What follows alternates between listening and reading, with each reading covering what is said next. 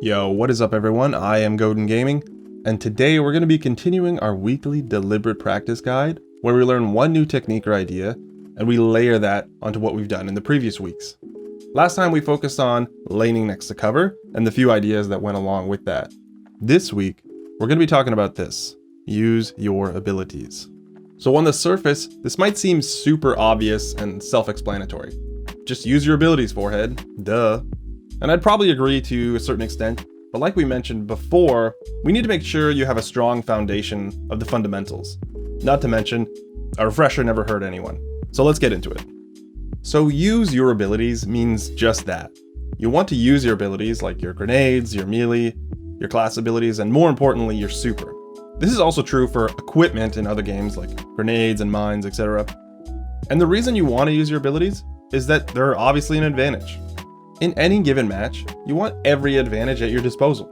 Generally speaking, the team who leverages the most advantages will generally win. The best way to visualize this is to imagine a match where the enemy team uses their supers, but your team doesn't use any. Obviously, that's a big advantage for the enemy team. This is also true for your other abilities, it's just on a smaller scale. For instance, if you use a grenade and the enemy doesn't, that is generally an easier fight for you to win. If you have a rift and the enemy doesn't, that is also generally an easier fight for you to win. Now, imagine similar situations like that, but several times over a match. Now you can probably start to see how these small advantages can start to build up and eventually decide who wins the match. Now, this isn't a rule, but this is generally true. It's a heuristic that, when followed, will usually help. Generally speaking, the more abilities you use, the more advantages you have. The more advantages you have, the higher your chance of winning. And that's obviously the ultimate goal. So that's one main reason why you want to use your abilities. It's an advantage that can help you win matches. But let's dive even deeper. Another reason you want to be practicing with the internal dialogue of use your abilities is that you want to basically be spamming them. I watch a lot of gameplay where people just hold on to their abilities, not realizing that they're forcing themselves to play at a disadvantage. Every second that you hold on to your abilities is time spent not charging your next ability. Like we talked about earlier, the more engagements you have where you use an ability, the higher chances of winning. So obviously that means you want more abilities. One way to ensure you get as many as you can is to use it every time it's available, because you can't get your second grenade until you use your first. So again, use your abilities. Now, there's definitely an argument to be made about getting the most out of your abilities instead of just spamming them, quality over quantity as it were, but we're starting from baseline. And I see a lot of people, too many people, sitting on their grenades because they either don't think of them as an advantage they should be using often, or they're waiting for the perfect moment. This is very bad. And to avoid this, I just want your practice to essentially be looking for opportunities to use your abilities as often as you can, because we can't optimize a habit that doesn't exist. So worry about quantity for now, quality will come later. So those are some of the main reasons you want to use your abilities. They are advantages that you can leverage to win. The more abilities you use, the more you get to use. And a habit of using them is better than waiting for the perfect moment. Remember, good opportunities will come later. Now that we have that out of the way, let's talk about a few tips that will help us get the most out of our abilities. This will ideally come about halfway through the week once you've already started to get into the habit of using your abilities a lot.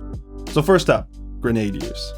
Grenades can generally be used in 3 different ways, and you should know what they're used for, and more importantly, you should be using your grenade with the intention of using it in these ways. Number 1, the opening grenade. This is when you predict where the enemy will be, and you throw the nade at the location before engaging the enemy with your gun. This ideally weakens them before the gunfight, making it an easier win for you since they're already weak. This can be done when pushing opponents or when you know you're about to get pushed. Also, try to be behind cover when you're throwing your grenade, or at least close to it, which this should also be super easy since it was last week's practice tip. Number 2, the finishing grenade. This is basically the opposite of the opening nade. You start an engagement with your gun, you both get weak, you dip into cover, but as you do that, you throw the grenade where they are or where their cover is, and ideally the nade will finish them off. Opening and finishing grenades are both really strong and will net you a lot of easy engagements when done properly. Number 3, zoning grenades. This is simply placing a nade where you don't want the enemy to go. This could be on heavy or a res, on a control point, or even a doorway. It's just somewhere where you don't want them to go. You can also use it as both a zoning nade and a finishing nade, or a zoning nade and an opener. Nades that have a short time duration are not ideal for this, but abilities like Pulse Grenade or Void Wall are great for this. There's also another type of grenade, but it's not really a good one. I call it the throwaway grenade. This is when you throw a nade into the distance with no intention of following it up in any capacity.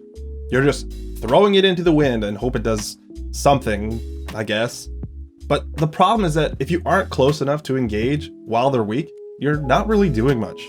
Sure, they might have to slow down a little bit to get their health back before they try to push you, which can be useful, but it's not nearly as useful as the other 3 types of grenades. So please, do yourself a favor and don't throw away your grenades.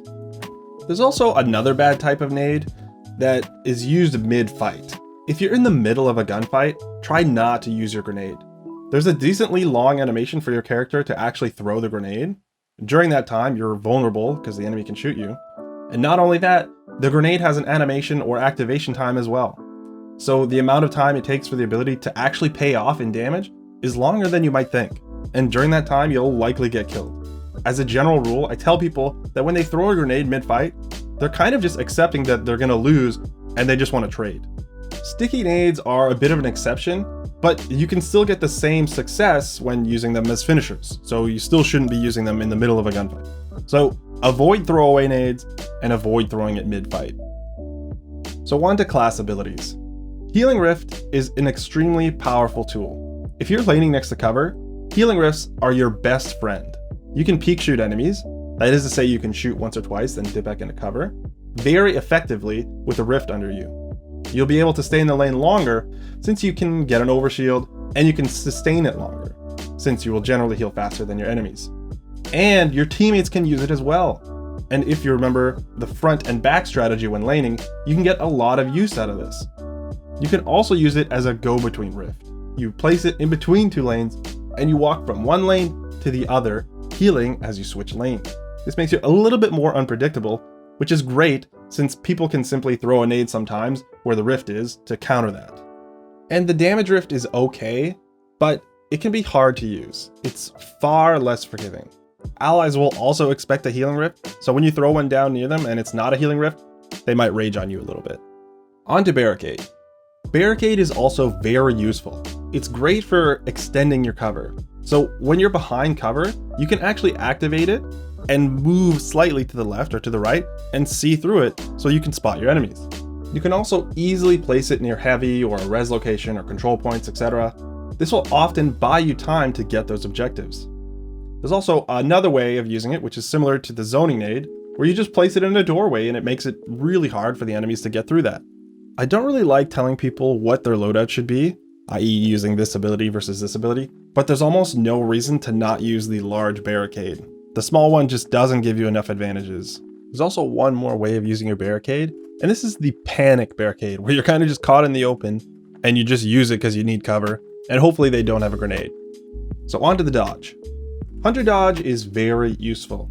It can allow hunters to play a little bit more aggressively, and it can allow them to be much further from cover since they can simply use dodge to return behind cover. This is because dodge can cover quite a bit of distance quite quickly. They can also use it to break tracking. If there's a tracking ability hunting you down like a skip grenade, you can simply dodge and it will basically forget about you. This can come in handy when you want to tank a nade. Because remember, we want to use all the advantages we can. And if you negate an enemy ability, like a skip grenade, you're leveling the playing field. Using marksman dodge to reload your weapon can also be really handy. Not to mention, time spent reloading is time spent not shooting. And if your teammate needs you for cover fire and you need to reload, all that time spent reloading could potentially get him killed. You can also use it to create space when you're being pushed by a shotgunner, or if you're pushing yourself. So those are just some of the examples on how to use these class abilities. Again, I'm more concerned that you use them frequently rather than always using them perfectly. As far as melee abilities go, there's not really much to talk about, except for a few combos that exist. So top tree and middle tree Void Hunter classes can use the Wombo combo. That is to say, you throw your smoke and then immediately throw your grenade, and in that order. Otherwise, the animation is much slower. This can be really strong when thrown at the enemy's feet, so try to make sure to do that combo as much as possible. Top Tree Dawnblade has a similar combo with Firebolt and Celestial Fire. You throw the Firebolt as an opening nade, then throw the melee, which tracks a lot, and that can usually secure you a few kills. Another option is Middle Tree Storm, with Arc Bolt and the ranged melee, though it's not as effective. So on to supers. Now, I'm not going to talk about these too much because they're quite varied, but for roaming supers, there's 3 things that I recommend we do when using them. Number 1, you want to activate it when you're close to enemies, so you definitely want to see some red on your radar before you start it. Number 2, be behind cover. This is pretty self-explanatory. You don't want to get shot in the middle of your activation and then boom, your super's just gone. And number 3, try to stay close-ish to your team because you don't want to leave them behind. You want to help them get you kills while you're in your super. And there's one more thing I'd like to talk about for supers, and that's super economy. So in round-based game modes, you kind of want to leverage your supers so that you're not using too many in a single round. That way, you have more advantages for a longer period of time. So in one round, you don't want to use more than like 1, maybe 2. Ideally, you should always be using equal amounts to the enemy, or maybe 1 more. It can also help to use your super near the beginning of the round. This often catches opponents off guard, and it can give your team a lot of momentum for that round. And again, for all of these, I care more about how often you use them and less about how well you use them. It's way more important in the early stages to use your super basically as you get it, so that you have a better chance of getting your second one, since every second you have your super and you're not using it is time spent not charging your second one. And we don't want you hanging onto your super the whole game because this is a massive waste. For now, it's quantity over quality. And like we talked about earlier, this is a weekly series that is meant to add 1 new challenge, idea, or technique to your deliberate practice sessions. And if you want some suggestions on how to easily adopt these into your play, I highly recommend the first video of the series. Basically, you have an internal dialogue that constantly reminds you to use your abilities over and over again until it becomes part of your regular play. I also highly recommend you try to follow along in this series, since that's how I'll be designing them. And that's how I think you might find the most value out of these in general. Anyway, thank you so much for your time. I hope you find these valuable. I really look forward to hearing about your progress during the week. And as always, happy practicing.